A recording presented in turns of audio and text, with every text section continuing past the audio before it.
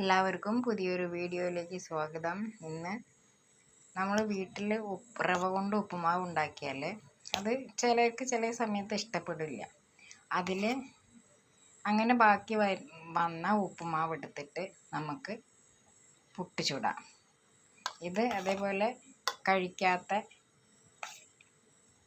ഉപ്പുമാവാണ്.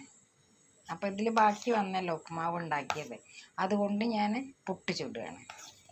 പുട്ട് ചുടുന്നത് എങ്ങനെയാണെന്ന് നോക്കാം. ആദ്യം കുറച്ച് തേങ്ങ ഇട്ട് കൊടുക്കുക.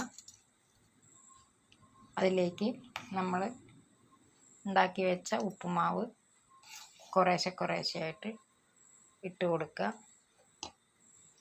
അതിലേക്ക് കുറച്ചും കൂടെ തേങ്ങ ചേർത്ത് കൊടുക്കുക.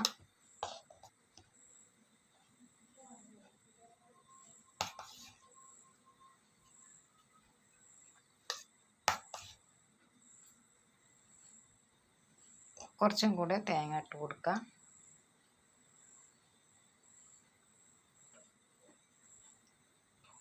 ഇനി നമുക്കിത് ആവിയിൽ വേവിക്കാം.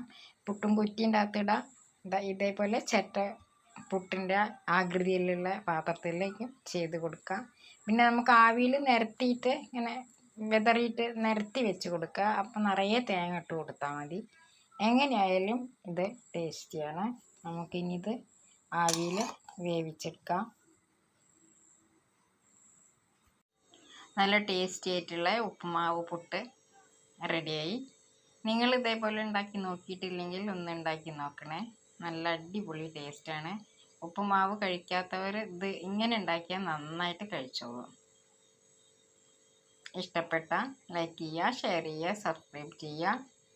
Thank you.